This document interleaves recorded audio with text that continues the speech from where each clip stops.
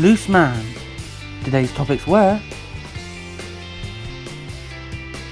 did you overeat during pregnancy? No child is safe in drug gang Britain. An extra topic: is it a good idea to have card-only pubs? Today's panel was Ruth Langsford,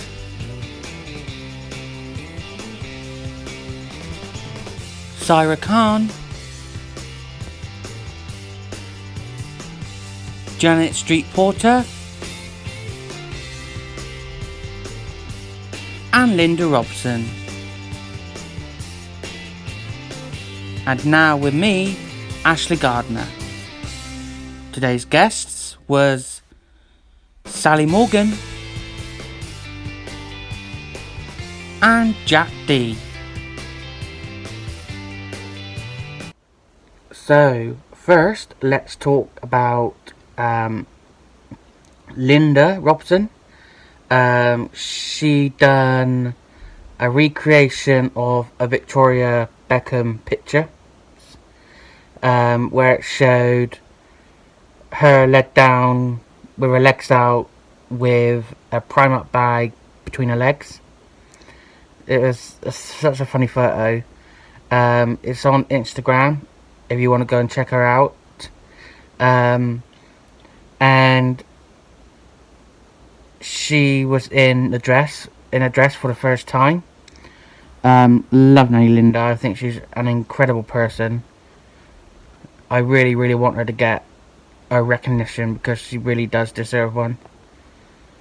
So apparently Ruth has been mistaken for Kate Galloway, which I can kind of see why. Linda Robson is always mistaken for Wendy Richards, which I completely know why. Obviously, but she's dead now, so yeah, I can tell why she would get mistaken by them. So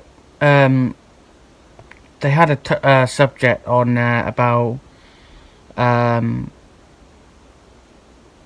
kids isn't safe in this drug gang Britain.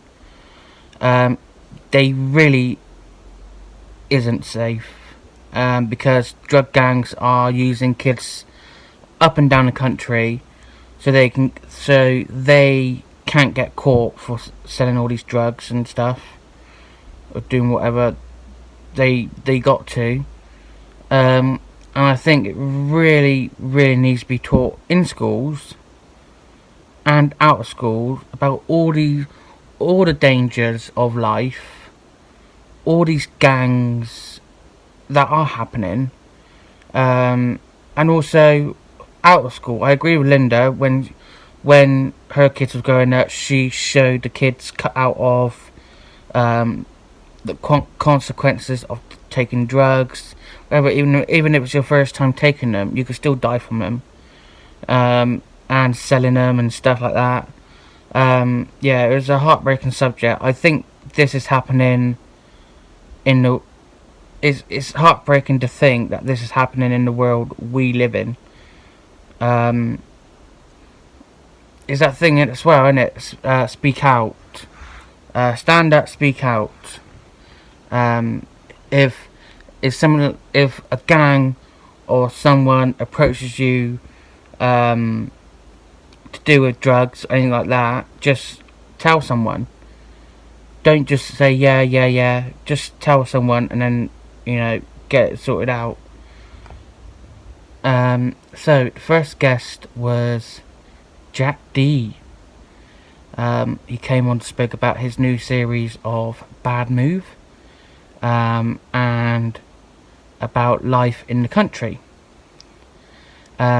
He is so miserable, but so funny. Saira asked him how he felt about Big Brother being exited from Channel 5. He said he doesn't really care. He was on the first one, and didn't get paid, it all went to Africa. I do like Jack Dee, and I love his miserable look about him. So yeah, and then studies have revealed a link between weight gain in pregnancy and obesity in children. So midwives are calling all weight targets for mums-to-be. Researchers are claiming that eating for two is actually a myth. So are you using pregnancy as an excuse to eat more at the risk of your child's health? Did you overeat when you were expecting, or did you follow the guidelines of having just 200 extra calories a day, only in a second and third trimester? I don't have any children, so I can't answer this. But I do think women, I don't think women would use it for an excuse to eat more to risk their baby's health or child's health. Eat what you want, it's your body. No one else can tell you what you can and what you can't eat. You're the one putting it in your mouth. And the pregnancy stories they was telling was just brilliant, so funny. And I think eating just an extra 200 calories in the second and third trimester is just absolutely stupid. But I get where they're coming from. Last thing, guest to go on was Sally Morgan. To talk about her time in Celebrity Big Brother. And she talked about Ryan also. Also, she said that Roxanne needs to get help. Sally done royal prediction, and she thinks that Meghan will announce later in the year that she's pregnant, and next year there will be a restructure in the royal family. So, what does that mean? Also, Ruth apparently has got a big project, and Sally's told her to say yes to it. And it's going to be an amazing thing for her as a solo project. Also, she said that Saira will be working with a friend in TV, a TV presenter, visiting different locations.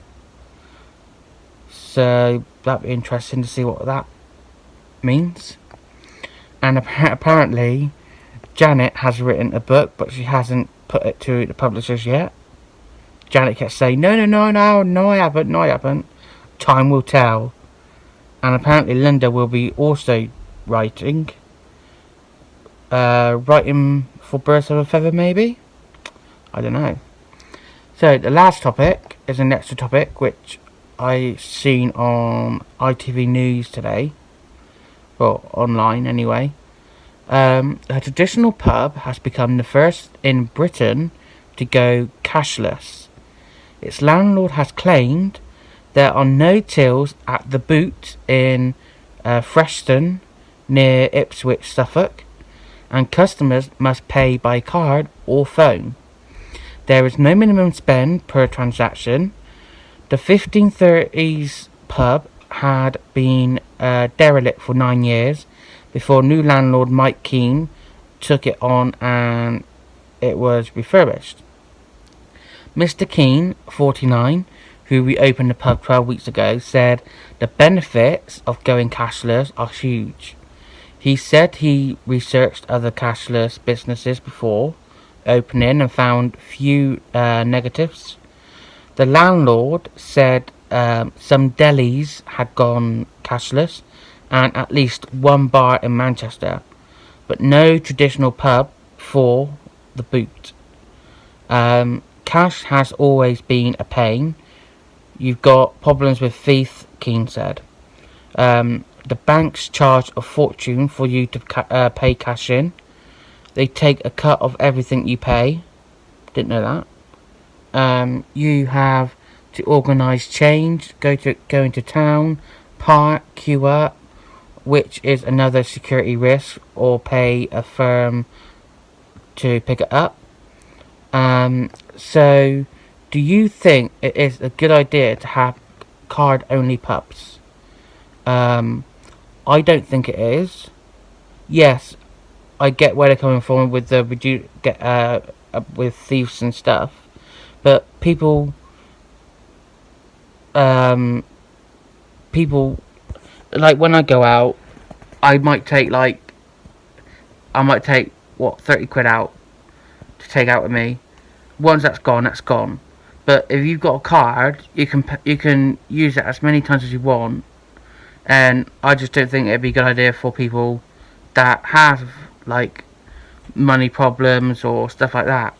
So yeah, what do you think? Do you think it is a good idea to have card only pubs? Let us know.